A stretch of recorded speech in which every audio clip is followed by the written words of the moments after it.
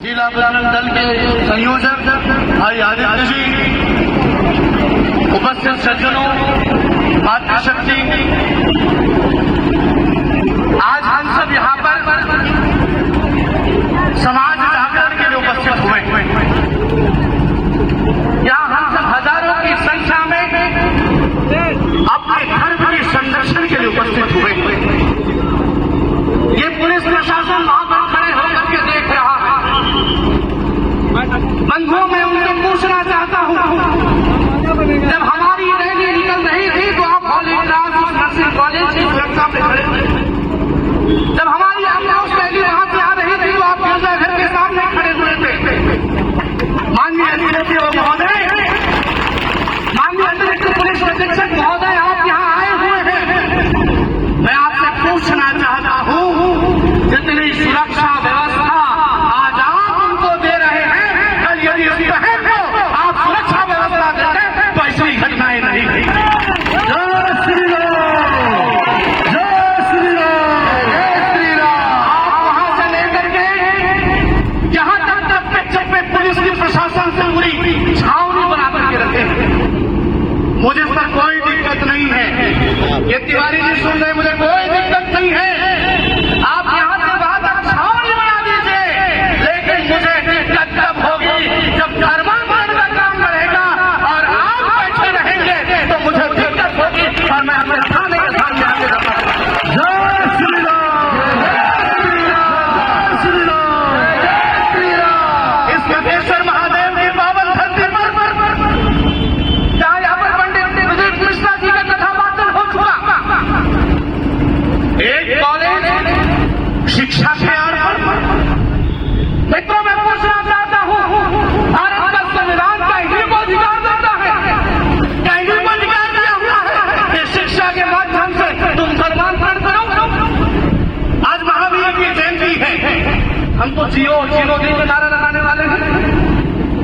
हम चाहते हैं तो हम कॉलेज के सामने बैठ सकते थे और हम तो कॉलेज के दरवाजे को बंद कर सकते थे, लेकिन हम हिंदू हैं। बंधुओं, हम हिंदू हैं, हमें पता है, चाहे वो ईसाई होगा, चाहे वो मुसलमान होगा, चाहे वो जैन होगा, चाहे वो पारसी होगा, जो भी इलाज बना रहा होगा वो इस देश का नागरिक है, मेरा भाई है। इसलिए हमने वो दरवाजे को बंद कर दिया, हमने वो दरवाजे को बंद किया। बंधुओं, हिंदू है, हम हिंदू हैं, लेकिन मुझे इस बात का बड़ा दुख है, हजारों की संख्या में रहने वाले इस बहुसंख्यक समाज को रोज लगा जा रहा है, रोज लूटा जा रहा है। ये बहन वहां पढ़ने गई थी, वहां शिक्षा प्राप्त करने गई थी, ये बहन अध्ययन करके आगे चल करके सेवा का काम करने गई थी। ये हजारों न जाने कितने बहनों का इलाज करती, ये न जाने हजारों बहनों के आने वाले तकलीफों को दूर करने का काम करती। लेकिन आप क्या बनाने चले हैं? प्रचारिका। आप क्या बनाना चाहते हैं? प्रचारिका। किस बात की प्रचारिका तुम बनाना चाहते हैं? यदि तुम्हें प्रचारिका बनाना है तो अपनी घर की बेटियों को बनाओ, अपनी बहनों को बनाओ, अपने भाइयों को बनाओ। हमें आपसे कोई मतलब नहीं है, हमें कोई दुख नहीं है। आप एक नहीं 10 बनाइए, 10 नहीं 50 बनाइए, 50 नहीं हजारों बनाइए। अरे हम तो चाहते हैं कि तुम अपनी सभी बेटियों को नन बनाते जाओ, उनको ब्रह्मचारी छोड़ते चले जाओ और तुम्हारी जनसंख्या क्या हालात होगी जरा सोच के देखो। बनाओ ना मन, लेकिन तुम एक विरोधी दल की तरह, षड्यंत्र की तरह मेरी बहनों को तुम बनाना चाहते हो। हमारे सनातन धर्म में तो प्रभुओं इस बहनों को धर्म का गहना समझते हैं। इस बहन बेटियों को बाहर निकलने से पहले तमाम प्रकार के सचेतन करते हैं। लेकिन यदि आज हम स्कूल और शिक्षण संस्थानों में पढ़ने भेज रहे हैं तो यह हिंदू समाज से मेरा निवेदन है, हमेशा आप सीखिए, हमेशा आप चर्चा कीजिए, हमेशा अपनी बहन और बेटियों को पूछिए, अपनी बहन बहनों से चर्चा कीजिए, अपने भाइयों से चर्चा कीजिए, अपने बेटों से चर्चा कीजिए। बेटा, तुम वहां पढ़ने गया था, क्या पढ़ा? फिजिक्स पढ़ा, केमिस्ट्री पढ़ा, बायो पढ़ा, क्या पढ़ा? और जब पता चला कि ये सब पढ़े और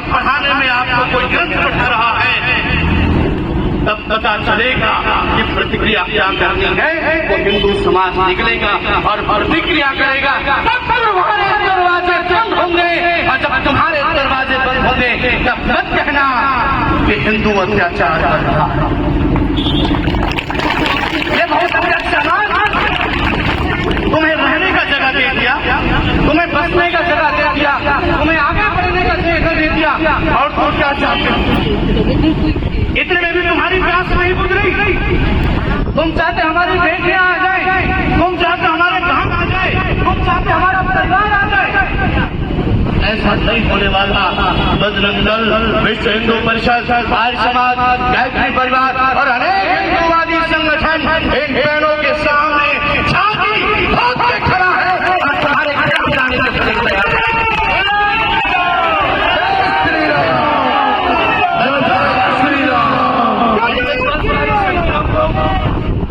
इतना ही निवेदन करना चाहता हूँ।